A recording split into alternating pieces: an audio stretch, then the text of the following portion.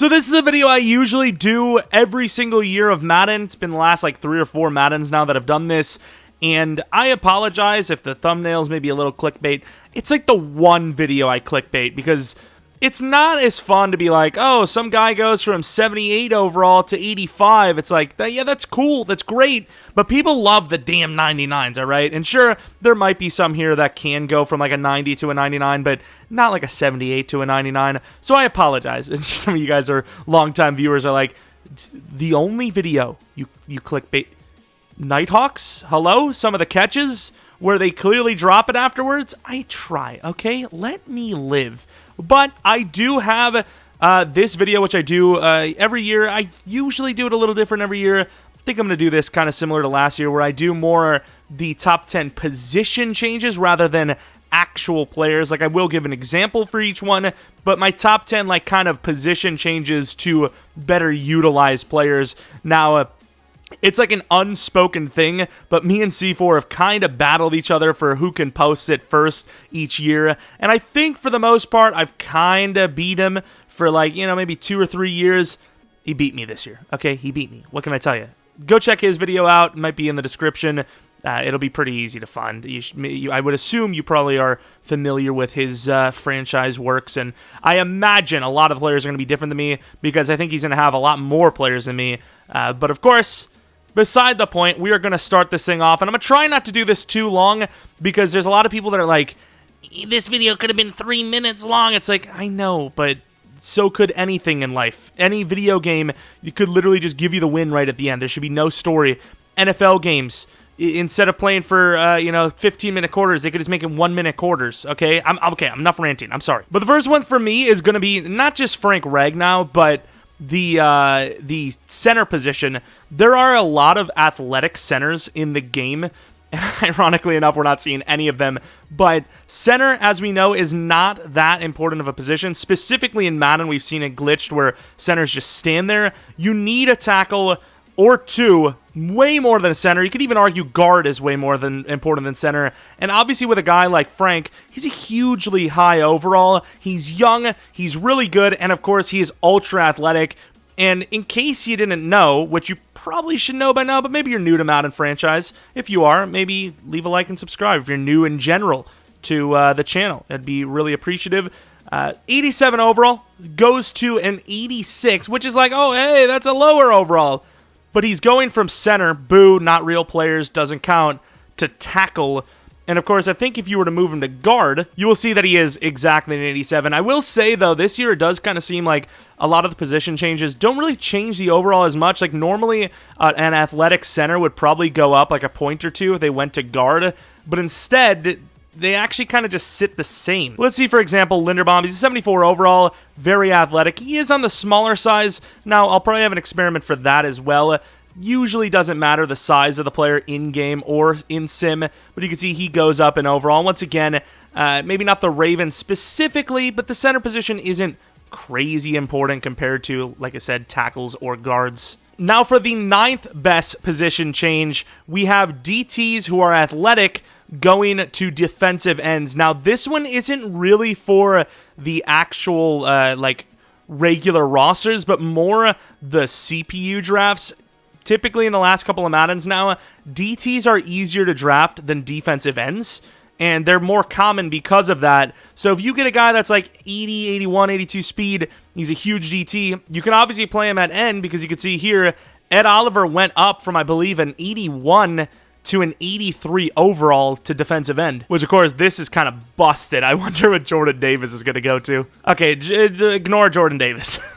But, of course, the best kind of examples would be guys that are fast, but obviously also have decent athleticism on the edge. Now, I wouldn't say Quentin Williams probably fits that bill, but I imagine he would actually go up in overall or at least stay similar rather than Jordan Davis, who went down.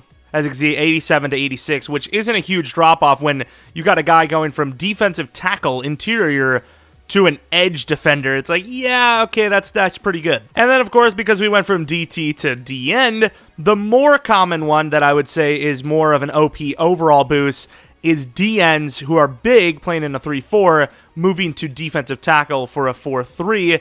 As you can see, Akeem Hicks goes from an 84 overall to an 87. and that kind of goes for pretty much any bigger interior 3-4, defensive ends, moving to DT. Guys like Simmons, for example, probably go from an 89 to... His block shedding's a little lower than power move, so maybe won't go up that high, but might be a boost.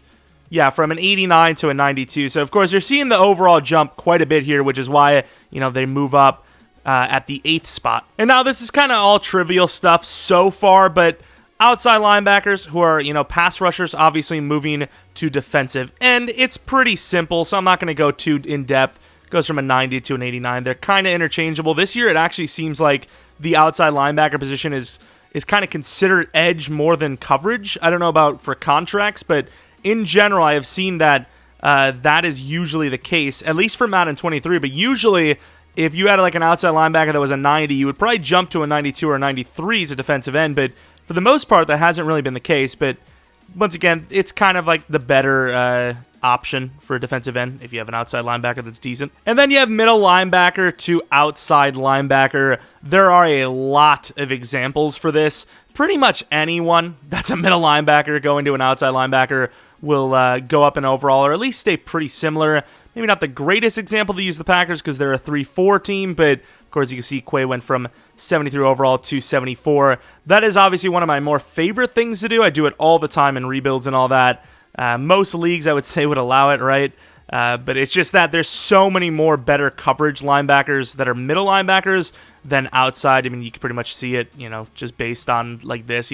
Roquan, who's, I don't even think he's technically an outside linebacker. I'm not really sure why he is that, but outside of Darius Leonard, there really isn't any of those guys available. It's all middle linebackers that you pretty much have to switch to outside linebacker to have, depth. For the 5th position, of course, this one is a very realistic thing in real life and something you also want to do a lot in rebuilds or just in franchise.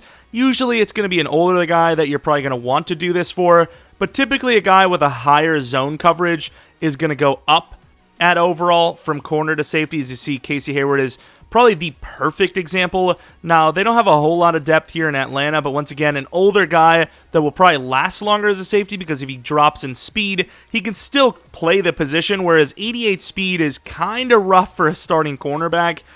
So you typically want to do this for the older players because they can actually last longer. A great example would be Charles Woodson in real life. Anyone pretty much, like I said, with high zone coverage. You wouldn't want to do this for Trayvon Diggs. Can't believe his zone's that high in the game, but you probably wouldn't want to do this for someone that's fast, young, developable, high dev. But once again, he does go up from an 84 to an 86. Now we have another one, the 4th best position switch kind of thing to do. Isn't obviously just Tyrann Mathieu, but more for the CPU drafts. Once again, there's a lot of safeties that have high man coverage in the drafts, and obviously that is a very easy option. Tyrann Mathieu goes from, well, ironically enough, the best strong safety to still a top 4 corner, though.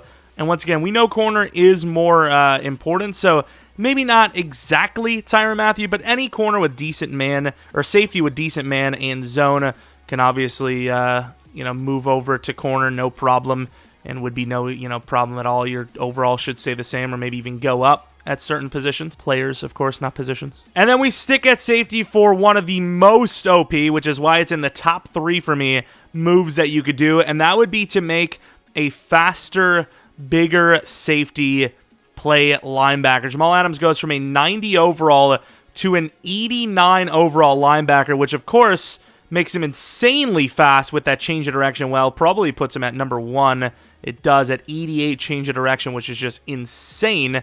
And then, of course, that hit power makes him one of the best, even higher than Rashaan Evans for hit power in the game. And once again, his block shedding's decent. This is another thing you could potentially do in CPU drafts. But another great example is just a lot of the more athletic safeties in the league. Jeremy Chin is a great example to do it. I know Abram could, but he probably wouldn't be, maybe the fairest. But Derwin, which I probably wouldn't do because you'd rather just have him zooming down in the secondary and just killing everybody coming across, but he would be a great player to do that. Terrell Edmonds, another great player. Duggar. It's just the change of direction makes it so broken. Most online leagues probably wouldn't allow it, but as far as realism goes, a guy like Jamal Adams moving to linebacker doesn't, I don't see why it wouldn't be considered realistic. And now we move to one of the classic OP position changes, which is wide receiver to tight end. And Claypool is probably the most classic player to do it for, other than maybe like legendary Larry. Larry Fitzgerald was always a great one, but I mean, he obviously isn't really usable right now. But Chase Claypool jumps from a 78 overall to an 85 overall tight end. And of course, in Pittsburgh, you actually do have quite a bit of options anyways. Personally, I would probably rather have Deontay Johnson, Pickens, and Calvin Austin start with Claypool there at tight end. It's probably a little OP, but as much as I know Steelers fans love Muth, as far as Madden goes, he's really not that great. He's super slow. Chase Claypool runs laps around him and is honestly brokenly OP. Other great examples I would assume is probably like Mike Evans, which honestly, they do have a lot of wide receiver talent there in Tampa Bay as well, so you could even make the argument to make it the move to have more of an OP offense to get all those guys out there. Evans jumps from a 92 to a 93, so it's not crazy, but obviously Claypool was a great example. I imagine DK Metcalf as well would be a super jumper, 89 to a 91. And then the number one position change that is OP is, of course, wide receiver to running back. Kadarius Toney is one of my favorite examples because it's a team with a very stacked receiver room. In the game at least, and Kadarius Toney goes from, what was that, a 79 overall to an 85, and I imagine there are a lot more examples. It is always the easiest one to do it for. A lot more examples of that. Tyreek Hill, I'd imagine, would be one of those guys too. 79 to 85 for Hardman as well. Debo goes from an 89 to a 99. Obviously, that's kind of what a lot of people see him as anyways, which is not a knock at him. He's actually pretty damn good with the ball in his hands. Lamar Jackson, I'm joking, but he does stay the same overall in fairness. Some honorable mentions. Nick Boyle, he goes from a 77 overall tight end to a 77 overall fullback, which I'm honestly a little surprised he doesn't go a little bit higher. He's actually got really good run block, and I would not be surprised to say that it would probably be the highest run block in the league, and it is by far at fullback. It's a little broken for, maybe like fullback dives, but A.J. Dillon goes from an 81 to a 77, which is a drop, but he at least has a little bit of run blocking to be able to actually block as well if you need him to, but obviously a tank when it comes to goal line, kind of fullback dive situations. And then, of course, another kind of like, I wouldn't even say meme-worthy one that I actually really always wanted to do but never did. Even when, when he was a rookie, I really wanted to see it. Tyree Jackson goes from a 57 overall tight end to 57 overall quarterback. Of course, it seems like his speed has actually dropped a little bit over the Madden years. I could have sworn he was way higher than that. But, of course, 93 throw power. He's huge and could be a fun project quarterback. I always wanted to use him. And honestly, I think at this point, even though he's 24 and he's still usable, I may never use him.